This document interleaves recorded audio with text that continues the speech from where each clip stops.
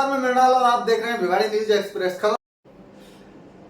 खबर उत्तर प्रदेश के जिला कन्नौज में पुलिस ने कल रात एक कॉलेज में छापा मार करके सपा नेता नवाब सिंह यादव को गिरफ्तार कर लिया है। बताया जा रहा है कि नाबालिग बच्ची संग आपत्तिजनक हालात में इनको पकड़ा गया था। नाबालिग लड़की को मेडिकल के लिए जिला अस्पताल भेज दिया गया है। सपा नेताओं का कोतवाली में भी जमावड़ा देखा जा सकता है। सांसद डिम्पल यादव के प्रतिनिधि रह चुके सपा नेता नवाब सिंह यादव पॉस्को एक्ट में इनों के ऊपर केस दर्ज हो चुका है। आरोप यह है कि लड़की नौकरी मांगने के लिए अपनी बुआ के संग कॉलेज गई थी। वहां कमरे में ले जाकर के उसके साथ दुर्व्यवहार किया गया और फिर उसके साथ कुछ ऐसी स्थिति दर्शाई गई जिसमें लड़की ने प्रशासन का सहारा लिया। समाजवादी पार्टी कह रही है कि नवाब सिंह यादव पिछले 5 सालों से पार्टी के सदस्य नहीं है, जबकि ये सरासर झूठ है, क्योंकि सांसद डिम्पल यादव का प्रतिनिधित्व रह चुका है और रेप केस का आरोपी जिस तरीके से अपना बचाव करते हुए समाजवादी पार्टी को देखा जा सकता है वो बहुत ही दुर्भाग्यपूर्ण स्थिति है। क्योंकि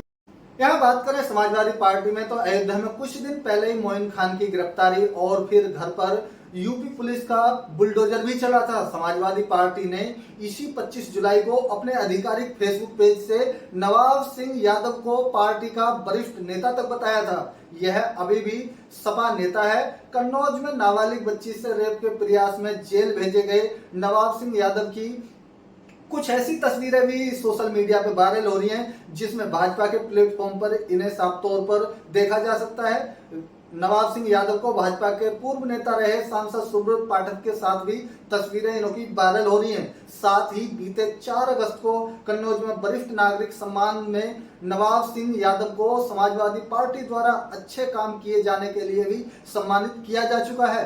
मामले में केस दर्ज होने के बाद नवाब को सपा नेता बताया गया है और कहा जा रहा है कि इन पर 16 केस अब तक दर्ज हैं। आखिर समाजवादी पार्टी में ऐसा क्या है? अयोध्या में अभी कुछ दिन पहले की बात करें तो मोइन खान के ऊपर जिस तरीके से आरोप लगे थे तो उनकी तुरंत गिरफ्तारी हुई थी और उनके घर पर बिल्डोजर चलाने का यूपी सरकार के द्वारा काम किया गया था। लेकिन जब समाजवादी पार्टी का जब रिस्पॉन्स देखने को मिला तो बहुत ही चौंकाने वाला था, क्योंकि उन्होंने अपने नेता को निर्दोष बताया था। उन्होंने कहा था कि हमारे नेता को फंसाया जा रहा है, ये कहीं तक बीजेपी की साजिश है। लेकिन वहां पर साजिश है और यहाँ तक कि इन्होंने डीएनए टेस्ट तक की भी बात उसमें कर दी थी। लेकिन आप डीएनए टेस्ट किस किस का कराओगे? सबसे बड़ा सवाल तो ये है, क्योंकि आपके आए दिन नेता रेप केसों में धरे जा रहे हैं और लेकिन आप उनका कभी तो आप खंडन करते हैं, कभी आप समर्थन करते हैं। ये आखिर खेल कब तक चलेगा? समाजवाद की बात करने वाली ये पार्टी आज कहीं तक अपने नेताओं को खंडन करने और भी समर्थन करने में इस तिगड़ी में लगी हुई है। लेकिन समाजवादी पार्टी को समाजवाद की बात करनी चाहिए। अभी बात करें जल्दी की SC ST आरक्षण वर्गीकरण को लेकर के धर्मेंद्र यादव ने जिस तरीके से बयान दिया था कि हम तो समाजवादी लोग हैं और फिर समाजवाद के लिए हमेशा से ये आवाज उठाते रहेंगे, तो आप किस तरीके का समाजवाद लागू करना चाहते हैं? ये बहुत ही सवाल जो संवेदनशील सवाल है जो कि हर किसी के जहन में उठ रहे हैं।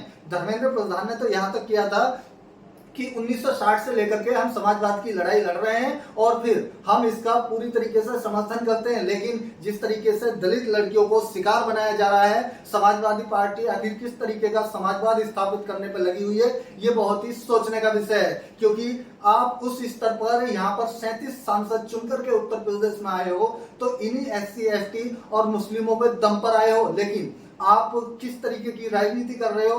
अपने ही नेताओं के पक्ष में खड़े होकर के आप सीधा ये क्यों नहीं कह देते हो कि इसकी आपको सजा मिलेगी, जो व्यक्ति जैसा करेगा वैसा भरेगा? लेकिन यहाँ पर समाजवादी पार्टी कहीं तो अपना पल्ला झाड़ लेती है, कहीं पर समर्थन करती है। हालांकि किस तरीके का समाजवाद है ये आपको सोचने वाली बात है, क्योंकि इस पर लगातार सवाल खड़े होते हुए नजर आ रहे हैं। बीजेपी आपका पीछा क्यों करेगी?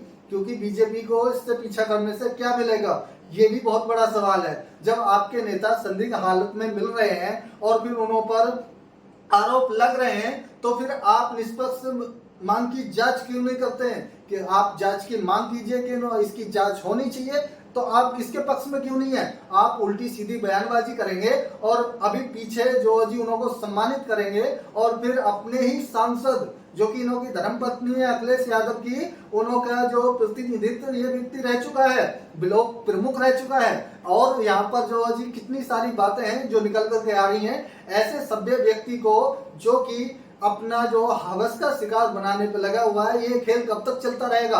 आपकी पार्टी पूरी तरीके से इस बार सबसे बड़ी तीसरी पार्टी बनकर के उभरी है, आपको सोच करके गर्व होना चाहिए। लेकिन जैसे आपकी पार्टी में नेता पाए जा रहे हैं, तो अखिलेश यादव को इस पर पहल करनी चाहिए और कहना चाहिए कि हम इन व्यक्तियों के समर्थन में नहीं है, जबकि यहाँ पर पल्ला झाड़ने तक ही इनको सीमित नहीं रहना चाहिए और सरकार की इसमें मदद करनी चाहिए कि इन पर निष्पक्ष जांच बिठाई जाए और जांच के बाद में जो जांच निकल करके आती है, इन पर तुरंत एक्शन लिया जाए। तो दोस्तों, इस पर आपकी क्या है प्रतिक्रिया, वो हम अपने कमेंट बॉक्स में बताइए। दीजिए हमारे चैनल को सब्सक्राइब। मिलेंगे किसी नेक्स्ट वीडियो में, तब तक के लिए जय हिंद, जय भारत, धन्यवाद।